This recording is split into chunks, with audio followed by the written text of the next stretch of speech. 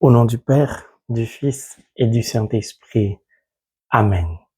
Que la paix de notre Seigneur Jésus-Christ soit toujours avec nous, mes frères et mes sœurs, dans la foi chrétienne et sur vous qui, pour la première fois, regardez cette chaîne. Si vous y êtes, ce n'est pas un hasard, car dans la parole de Dieu, il n'y a point de hasard. C'est le Saint-Esprit qui vous y a conduit, car Dieu veut parler à votre cœur. Mieux, Dieu veut vous bénir. Si vous aimez la parole de Dieu comme je l'aime, de tout mon cœur, merci de vous abonner, d'appuyer sur le pouce levé et de partager cet enseignement. Que Dieu nous bénisse in the name of Jesus Christ. Amen. Permettez que j'apporte une information très importante en ce qui concerne le jeûne pour nos frères et sœurs qui se trouvent en Haïti. Le lundi 3 juin, à partir de minuit 00, nous commençons le jeûne. Et ce, jusqu'au mercredi 18h. Nous allons jeûner selon le format catholique. De minuit à 18h, sans manger, sans boire. Pour ceux qui le peuvent. Je voudrais aussi nous rappeler l'importance de la communion fraternelle. Lorsque Dieu nous donne un message par la puissance de son esprit, en nous invitant tous au jeûne, il fait appel à la communion fraternelle qui normalement doit nous lier les uns aux autres. Certaines personnes animées d'une bonne intention ont voulu commencer le jeûne et m'ont fait parvenir des messages. C'est très bien, que Dieu vous bénisse. Mais n'oubliez jamais que Dieu ne bénit jamais une seule personne. Lorsque Dieu te bénit, c'est pour que tu deviennes une source de bénédiction pour l'humanité entière. Car Dieu ne fait point exception de personne, il ne privilégie personne. Alors apprenons à vivre en communion fraternelle. Apprenons à comprendre les messages de la cour céleste.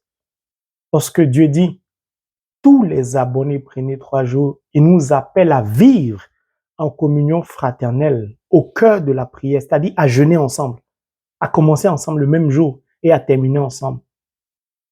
Comme ça, on est plus fort. Ne laissons pas l'individualisme. Beaucoup de chrétiens aiment évoluer seuls.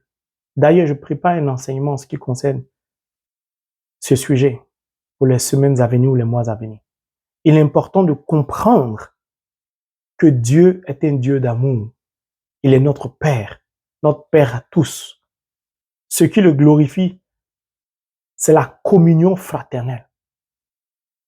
Vivre ensemble, prier ensemble, nous unir face aux difficultés les plus extrêmes, qui n'a rien à voir avec la prière personnelle, la prière individuelle, qui est, pour ma part, nécessaire, voire obligatoire, pour tout chrétien.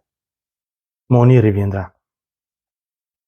Puis, l'Esprit Saint a précisé une dizaine de chapelets, c'est-à-dire d'Ave Maria, de Je vous salue Marie, à midi pile poil. C'est important de respecter scrupuleusement ce que le Saint-Esprit nous révèle. Parce que c'est Dieu qui veut agir, qui veut sauver ce peuple frère qu'est Haïti. Alors, une fois que je l'ai dit, Dieu estime, ça c'est moi qui complète, ce n'est pas l'Esprit Saint qui m'a dit, je fais une analyse. Dieu estime que cette chaîne s'appelle The Word of God, c'est-à-dire la parole de Dieu. Qu'il n'a pas besoin de nous demander de lire la parole pendant les 3 jours de jeûne. Dieu ne nous empêche pas de continuer à faire nos prières habituelles. Je donne un exemple. le frange Marie aime aller au Saint-Sacrement. Si Dieu m'accorde la grâce, durant ces 3 jours de jeûne, qui vont commencer, je précise bien, le 3 juin, lundi, pour aller me recueillir, cela ne va pas empêcher qu'à midi 00, je vais arrêter tout ce que je fais pour offrir les 10 Ave Maria à la cour céleste telle que Dieu, par la puissance de son Esprit Saint, nous l'a recommandé. Pourquoi je précise cela? Certaines personnes me demandent, est-ce que je peux faire telle prière? Est-ce que je peux faire telle prière? Chacun est libre de faire ce qu'il veut. Mais n'oublions pas l'indication du Saint-Esprit. C'est très important. Une dizaine, c'est une dizaine. Une dizaine, ce n'est pas un rosaire. Une dizaine, ce n'est pas un chapelet. Maintenant, si tu as fini ta dizaine, tel que le Saint-Esprit l'a révélé, et que tu as envie de faire un chapelet, tu reprends le chapelet, tu fais le chapelet normal. Ne déduis pas la dizaine de ton chapelet. C'est important. Tu as envie de faire la miséricorde divine, vas-y, tout ce que tu peux rajouter qui va consolider ton jeûne, ta foi, ta prière au travers de ces 3 jours pour que nos frères et sœurs parviennent à une délivrance totale. Gloire à Dieu. Béni soit le nom de Dieu. N'hésite pas. N'hésite pas. Je vais prier, je vais aller au Saint-Sacrement, je vais participer aux messes, je vais offrir tout cela. Je n'ai pas besoin que Dieu me dise ça. J'ajoute à ce que j'ai l'habitude de faire la révélation de l'Esprit. C'est très important de préciser cela. Une fois que j'ai fini de le dire, ça ne veut pas dire que si vous avez pris la décision de jeûner aujourd'hui lundi, c'était mauvais. Non. C'est pourquoi je commençais par faites attention. Quand vous recevez un message, ne faites pas comme Abraham au début. Essayez de comprendre la révélation. Essayez de comprendre. L'Esprit Saint pouvait dire, le frère Marie est en groupe de prière. Jeûnez. Il a dit tous les abonnés. Moi-même, je suis abonné. Mon épouse est abonnée. Donc, tout le monde va suivre. En tout cas, ceux qui se sentent concernés.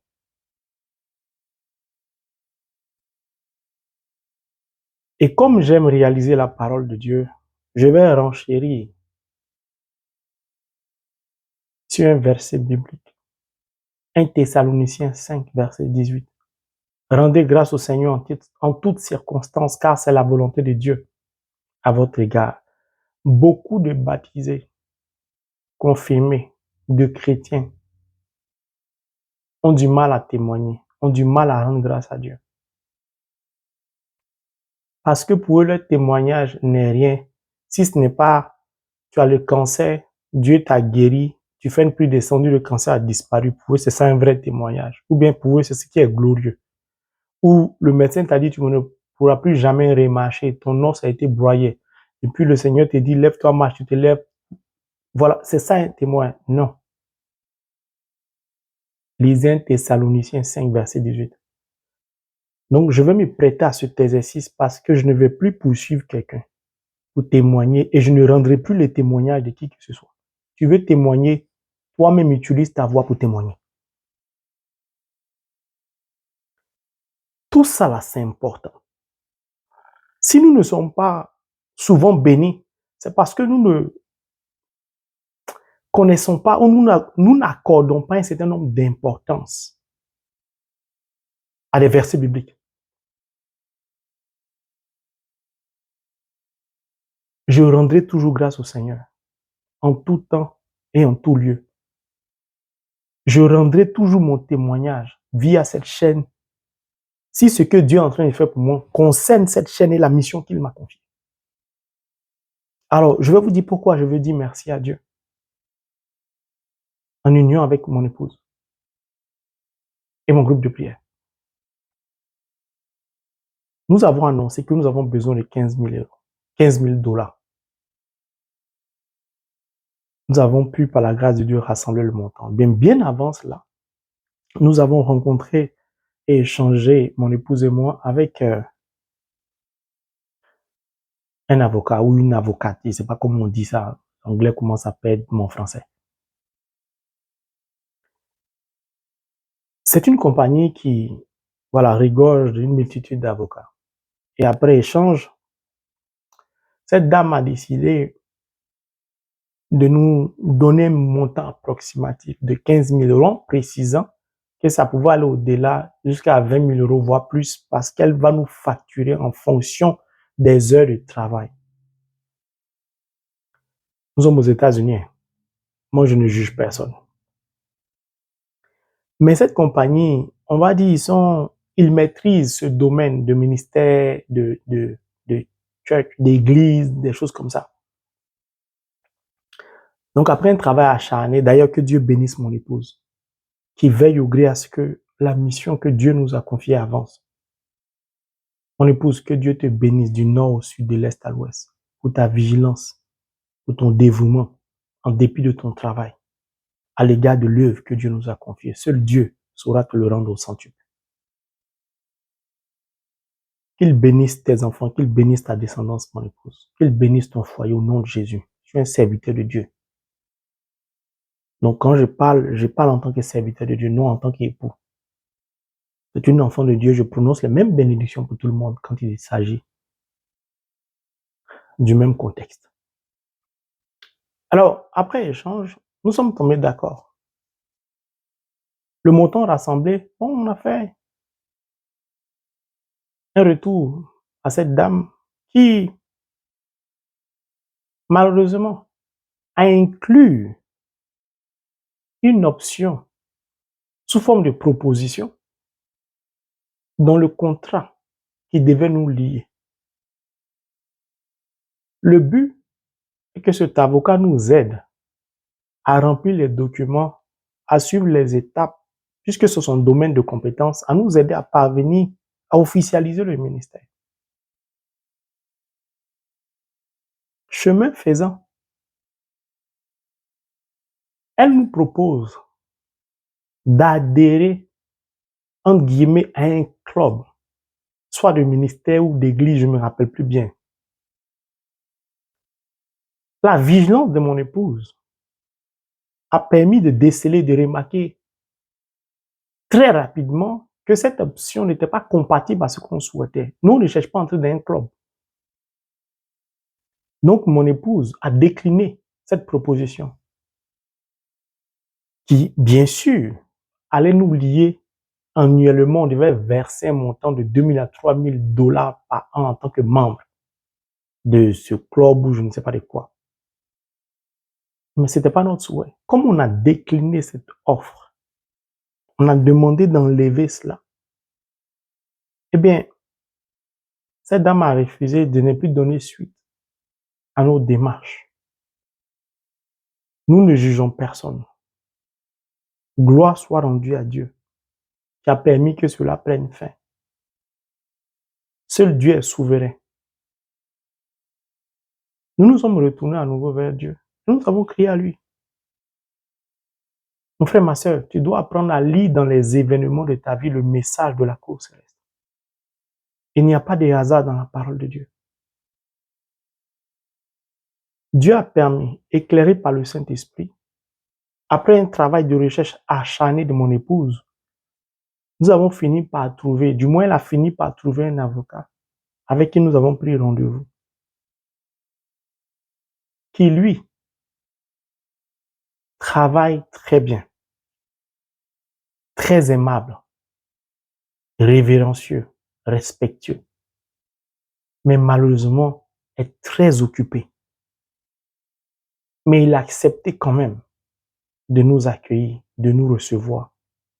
Et il a pris la décision de nous aider à entreprendre les démarches en tant qu'avocat. Puis, il a décidé de nous facturer. Mais pour lui, sa priorité, ce n'est pas l'argent. C'est d'abord de nous aider à asseoir le ministère. Là, j'ai reconnu la présence de Dieu. Ça ne veut pas dire qu'on ne va pas payer. On va payer. On ne le connaît ni d'Adam ni d'Ève. Au fur et à mesure, il nous donne les montants. Nous avons donc repris le travail et nous avançons lentement, mais sûrement. Et je voudrais dire merci à Dieu qui nous témoigne chaque jour de sa présence au cœur de la mission qu'il nous a confiée. Peu importe le montant final, je n'ai pas peur.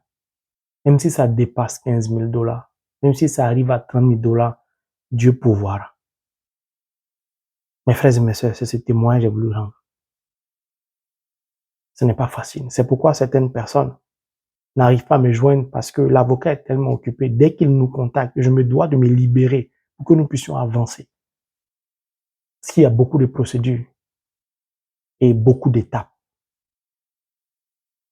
Que toute la gloire revienne à Dieu le Père, le Fils et le Saint-Esprit, aux anges qui nous accompagnent, sans oublier l'Immaculée Conception, en marraine spirituelle. Amen. Voilà. Pour moi, c'est glorieux ce que Dieu fait, donc je me devais de témoigner. Nous allons, sans plus tarder, continuer l'enseignement précédent qui parlait de Corneille, de la miséricorde. Et je n'ai pas eu le temps d'avancer parce que le Saint-Esprit a voulu travailler.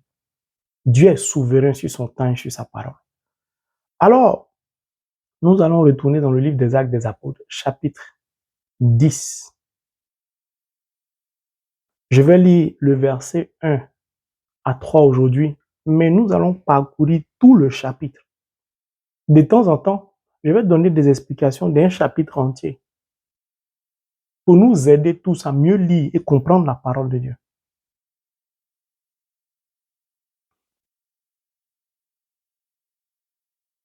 Il y avait à Césarée un homme du nom de Corneille, centurion à la cohorte appelée l'Italique. Dans sa piété et sa crainte envers Dieu, que toute sa maison partageait, il comblait de largesse le peuple juif et invoquait Dieu en tout temps. Un jour, vers 3 heures de l'après-midi, il vit distinctement en vision un ange de Dieu entrer chez lui et l'interpeller. Corneille. Nous allons nous arrêter là pour cette deuxième partie. L'enseignement précédent, il était question de la miséricorde. Vous savez, dans Holy Bible, the Word of God, le hasard n'existe pas. Mon frère, ma sœur, je t'en supplie, assieds-toi bien. Suis-moi, prête une attention particulière à ce que le Saint-Esprit nous permet de découvrir. Et tu vas comprendre beaucoup de choses. Car la suite des enseignements ne seront que la conséquence de ces 3 premiers versets, sinon du deuxième verset de ce chapitre 10 des Actes des Apôtres.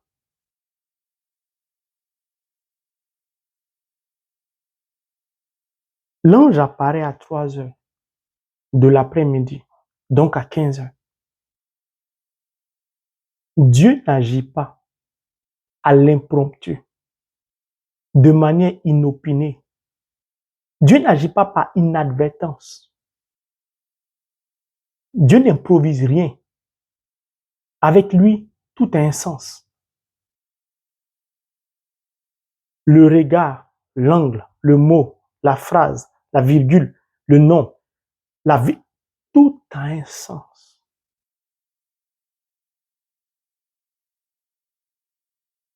Tout part de la miséricorde divine. Pourquoi? Vous allez comprendre, ne vous pressez pas. Dans la vie spirituelle, ou quand on se plonge dans Holy Bible, the Word of God, on comprend tout de suite que les fondements du cœur de Dieu reposent sur 3 piliers au travers du cœur sacré de Jésus. Le premier pilier qui fonde le cœur de Dieu, c'est l'amour. Donc voici le symbole.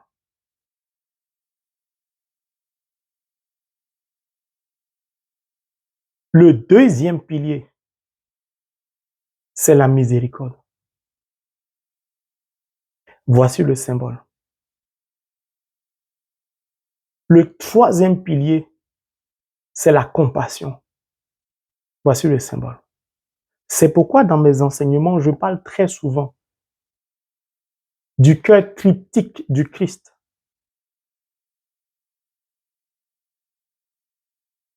Amour, miséricorde, compassion. C'est un chemin qui débouche sur ces trois chemins. Si vous parvenez à emprunter ce seul chemin qui débouche sur la miséricorde, sur la compassion, sur l'amour de Dieu, vous obtenez tout ce que vous voulez. Je vais faire mieux. Dieu vous donne tout ce que vous ne lui avez pas demandé. Vous savez, parfois la vie spirituelle n'est pas difficile. Pour obtenir des résultats, ce n'est pas difficile. C'est l'ignorance. Gloire soit rendue à Dieu qui a permis que cette chaîne soit créée et existe. Béni est son Saint-Nom, qui lui-même a attribué ce nom à la chaîne. La parole de Dieu, source de bénédiction.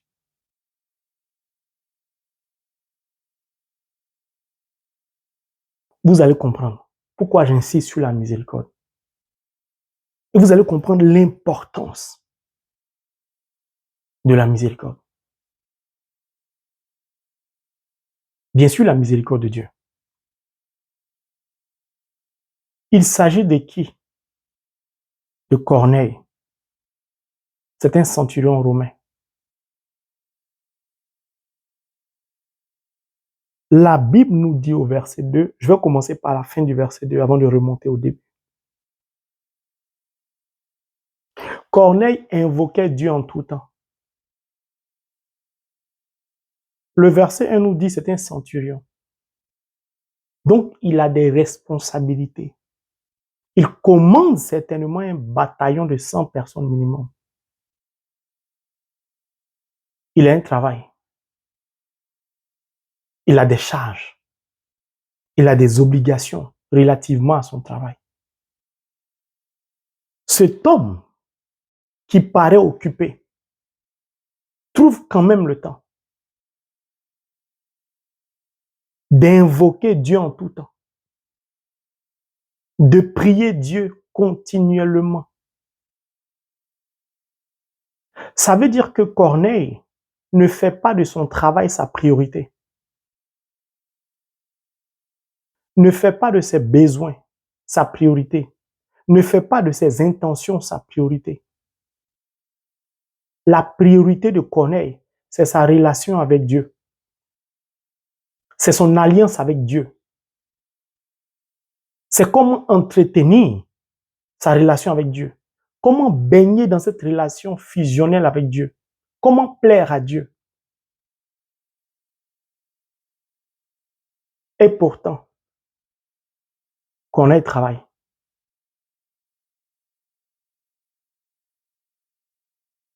Ça ne vous rappelle personne dans la parole de Dieu.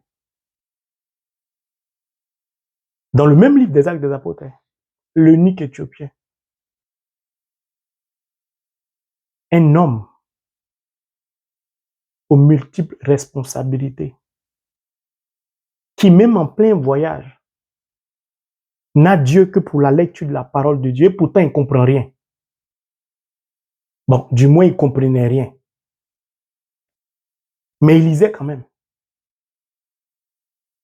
Il voulait comprendre, il cherchait à comprendre. Dieu a conduit Philippe vers lui.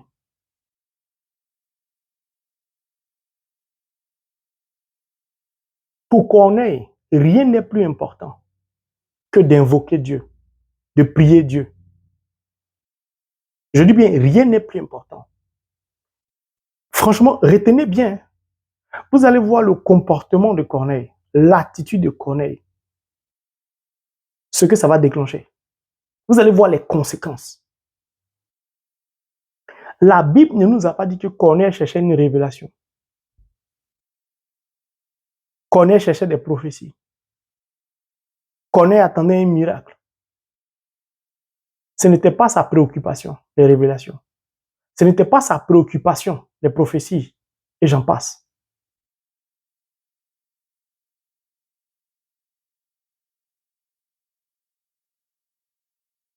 Premièrement, c'était un homme de prière. Deuxièmement, la Bible nous dit que dans sa piété et sa crainte envers Dieu, donc Corneille était un homme pieux. Mais un homme pieux, ça veut dire quoi? Prenons la définition. La définition de pieux. Qui manifeste un dévouement sincère à un Dieu et suit strictement les préceptes de sa religion. Or, les préceptes, c'est la parole de Dieu. C'est la volonté de Dieu. Ce sont les commandements de Dieu.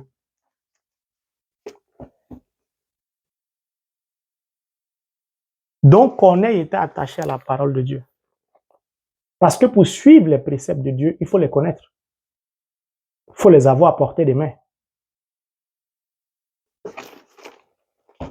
En plus d'être un homme de prière, en tout temps, en tout lieu, continuellement, Corneille était attaché à la parole.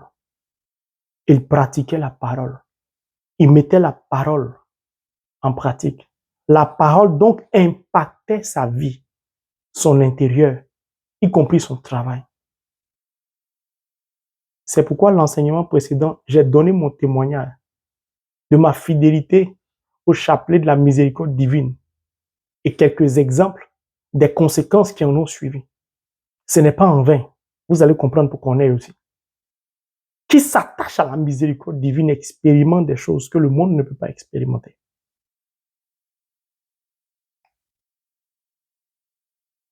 Il suivait Dieu.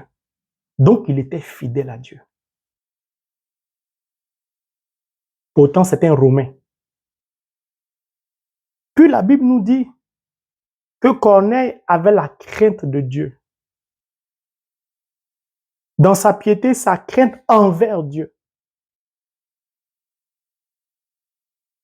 C'est lui qui craint Dieu. Que nous dit le livre des Proverbes? La crainte du Seigneur est le commencement de la sagesse.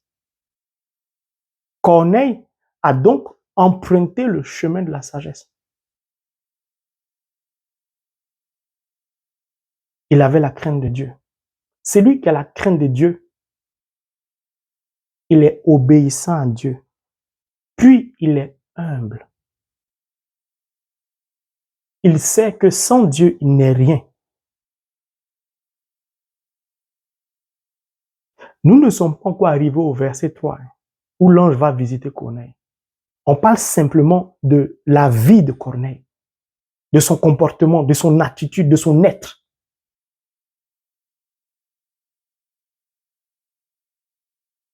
Avec Dieu, il n'y a pas de hasard. Si vous avez compris l'enseignement sur Abraham et son intention, c'est la même chose.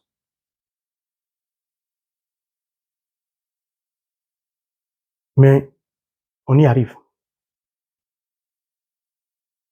Il avait la crainte de Dieu. Ensuite, que toute sa maison partageait.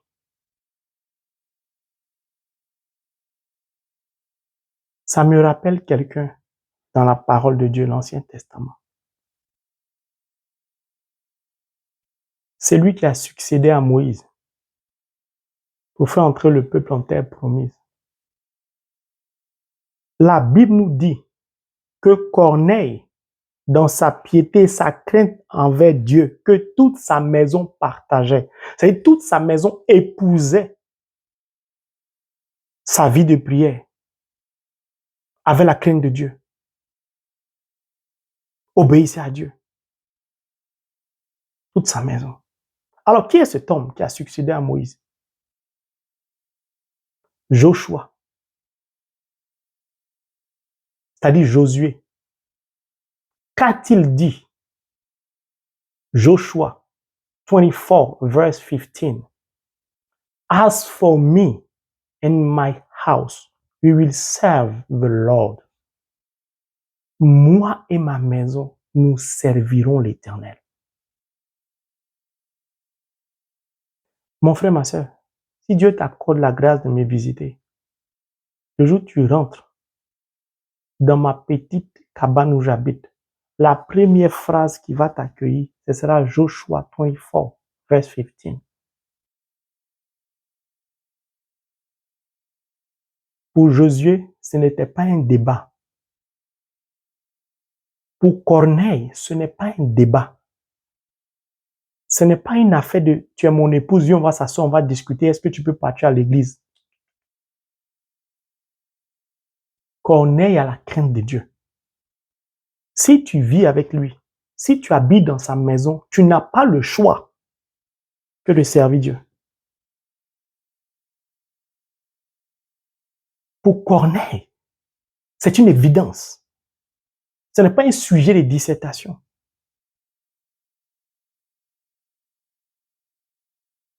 Toi, tu cherches une âme sœur.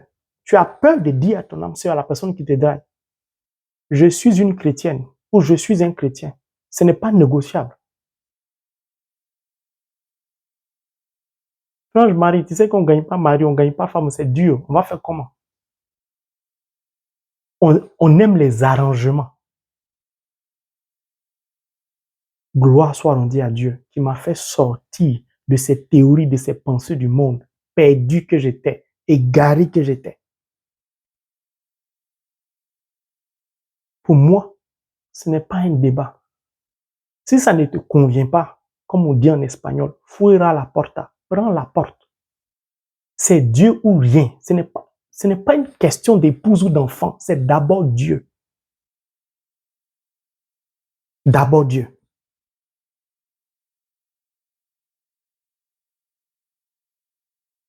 Déjà, ça fait beaucoup en ce qui concerne un seul individu. Maintenant, regardez la partie qui, ajoutée à tout ce que je viens de dire, va déclencher la gloire de Dieu dans la vie, dans la maison de ce monsieur. La Bible nous dit, au verset 2 encore, il comblait de largesse le peuple juif. C'est-à-dire, il faisait du bien. Corneille était un homme généreux, charitable envers le peuple juif. Là, ça devient intéressant. Pourquoi la Bible mentionne le peuple juif seulement? Est-ce à dire que Corneille ne faisait pas du bien aux autres? Si, Corneille faisait du bien à tout le monde. Pourquoi la Bible précise pour les Juifs? Prenons le verset 28, vous allez comprendre. De Actes chapitre 10, qui dit, et je cite, c'est Pierre qui parle. Nous allons revenir là-dessus plus tard. Il déclara, comme vous le savez, c'est un crime pour un juif que d'avoir des relations suivies ou même quelques contacts avec un étranger.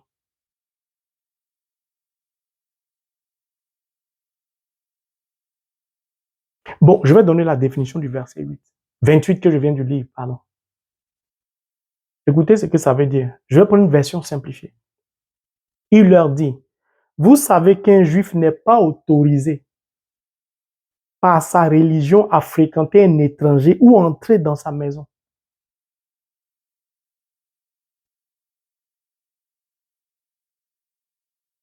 Vous savez,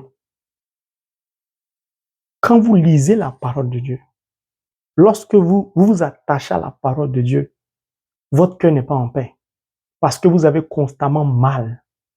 Mal de savoir que le Dieu créateur, l'unique, notre Père, souffre de notre manque d'amour les uns à l'égard des autres. Pour les Juifs, c'est un crime de fréquenter un étranger. Être en contact avec lui, c'est pire. On n'y pense même pas. Ce n'est pas possible même. Par rapport à la religion du juif, fréquenter un étranger, c'est une abomination. Ça montre combien les étrangers étaient méprisés. humilié, rejeté, abandonné, maltraité, et j'en passe. Simplement parce qu'ils étaient étrangers. Ça fait mal, hein? Vous allez voir des chrétiens, des nations, des pays, maltraiter des ressortissants étrangers. Pourtant, j'ai déjà partagé un enseignement. Même Jésus était étranger en Égypte. Il a émigré là-bas. Avec Joseph et Marie, ma marraine spirituelle. La Bible ne nous a pas précisé s'ils avaient des papiers.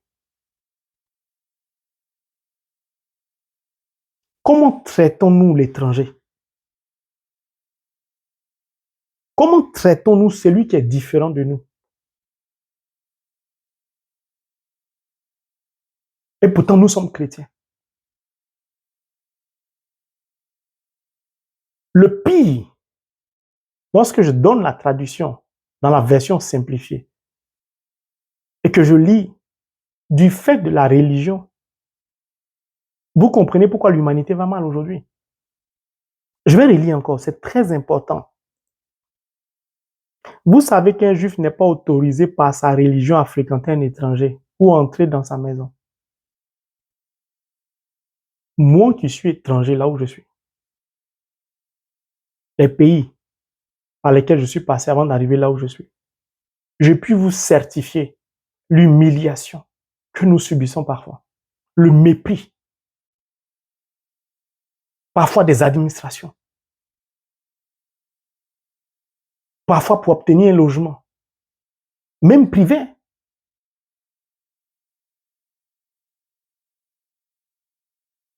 La religion. Dieu ne nous a pas créés avec une multiplicité de religions. C'est l'œuvre des humains. Et regardez l'impact d'une religion à l'égard des autres.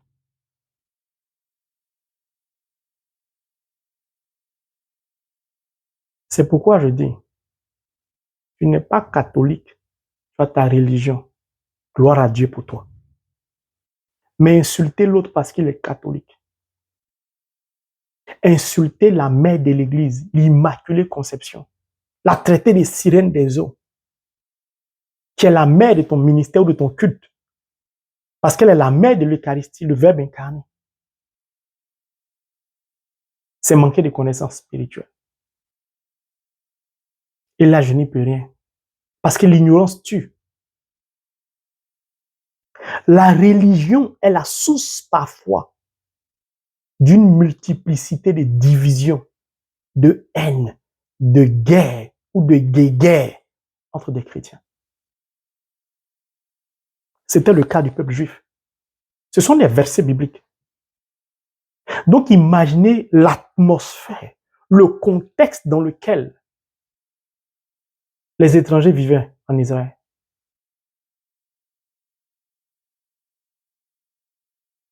Quelle était l'attitude de Corneille? La Bible dit qu'il comblait de largesse, de bienfaits, le peuple juif.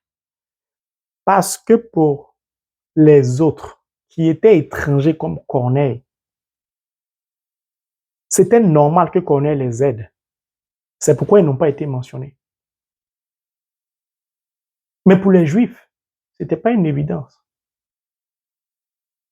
Pourquoi? Les gens ne veulent pas te parler, ils ne veulent pas être en contact avec toi. Et toi, tu cherches quand même à leur faire du bien quand ils sont en détresse, quand ils souffrent. Donc, Corneille pratiquait quoi? L'aumône, l'offrande, à l'égard des Juifs en détresse, pauvres, en difficulté. Qu'est-ce que Tobie a dit à son fils Tobias? Ne détourne jamais ta face d'un pauvre, et la face de Dieu ne se détournera jamais de toi. C'est ça, respecter les préceptes de Dieu. C'est ce que Corneille faisait. Or, pour faire le bien à son prochain, il faut être rempli d'amour. De surcroît, lorsque ceux à qui, le peuple à qui tu veux apporter ta générosité, partager tes largesses, tes bienfaits te méprisent. Pour pouvoir le faire, il faut avoir de la miséricorde. Ça fait deux noms. Secourir celui qui est en danger, il faut avoir de la compassion. Corneille a donc emprunté le chemin qui débouche sur la Trinité. Amour, miséricorde, compassion. Corneille a donc touché le centre, le point fragile du cœur de Dieu. Corneille a réussi à bousculer les fondements du cœur de Dieu. Il n'a pas tenu compte de tout ce qu'il subissait pour appliquer la parole de Dieu.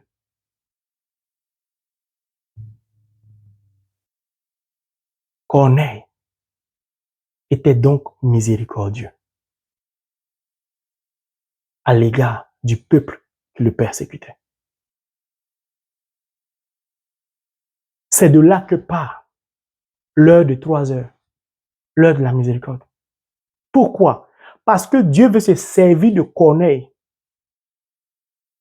pour révéler sa miséricorde au monde entier. Premièrement, au peuple juif qui pensait avoir l'apanage de Dieu, l'apanage de la spiritualité. Ce peuple, bon gré, mal gré, imbu d'orgueil de sa personne, qui pensait être sur le bon chemin, preuve de son ignorance. Et pourtant, ils ont marché avec le Christ. Ils ont mangé avec le Christ. Ils ont bu avec le Christ. Ils ont vu le Christ parler à la Samaritaine au puits de Jacob. Mais cela n'a pas impacté leur spiritualité. Comme beaucoup de chrétiens vont à la messe, au tabernacle, au Saint-Sacrement, prient, jeûnent. Mais la parole de Dieu n'impacte pas leur pensée, leur parole, leur comportement à l'égard de l'autre, à l'égard de l'étranger. Ils sont étonnés de ne pas être exaucés. Mon frère, ma soeur, je voudrais m'arrêter là. Voici la source de l'heure de 3 heures de l'après-midi, c'est-à-dire 15 heures. Dieu, lorsqu'il veut manifester sa miséricorde, lorsqu'il veut se glorifier au travers de la miséricorde, il cherche quelqu'un, comme pour Abraham, qui a le même projet que lui, qui a la même vie que lui. C'est-à-dire une personne dont la vie correspond à son projet. Peu importe la personne. Qu'elle soit une ancienne prostituée, un ancien homosexuel, un ancien gangster ou pas. Du moment où cette personne agit comme Corneille, Dieu emprunte le même chemin pour venir se glorifier. Mon frère, ma soeur, tu méprises Dieu. Tu ne lis pas la Bible souvent. Tu ne pries pas souvent. Dieu va emprunter le même chemin pour répondre à tes intentions de prière. C'est pourquoi beaucoup de chrétiens sont malheureux. Parce que c'est une réalité spirituelle. Dieu s'est abaissé au niveau de Corneille en empruntant le même chemin de Corneille, c'est-à-dire la miséricorde divine. Mais la prochaine partie, on va mieux développer le verset 3. Mon frère, ma soeur, j'espère que tu comprends comment parvenir à l'exaucement. Comment parvenir à déclencher dans le monde surnaturel la puissance de Dieu et transposer cette puissance dans ta vie physique réelle. Pour que toi, béni, tu sois la source de bénédiction d'une multitude. Or, si Dieu veut bénir une multitude, qu'il désire passer par toi, toute sa gloire passe d'abord par toi. C'est pourquoi on ne te reconnaîtra plus au nom de Jésus. C'est pourquoi on n'a plus jamais reconnu Abraham. Il est devenu le père de la foi. C'est pourquoi aujourd'hui on peut parler de Corneille. Il n'était pas exceptionnel. Alors, médite bien au soir de cet enseignement sur la miséricorde de Dieu. Si tu es catholique, Prends la prière de la miséricorde divine. Prends le chapelet de la miséricorde divine et commence à te cultiver. Et prends la décision d'emprunter ce chemin. Et tu verras que beaucoup d'obstacles vont être levés seuls pendant que tu empruntes le chemin de la miséricorde divine avec fidélité. Tu vas voir que les situations bloquées vont se débloquer seules, sans que tu n'aies à demander cela à Dieu. Rendez-vous pour la prochaine partie. Que Dieu étende sa main sur nous afin de nous bénir. Au nom du Père, du Fils et du Saint-Esprit. Amen.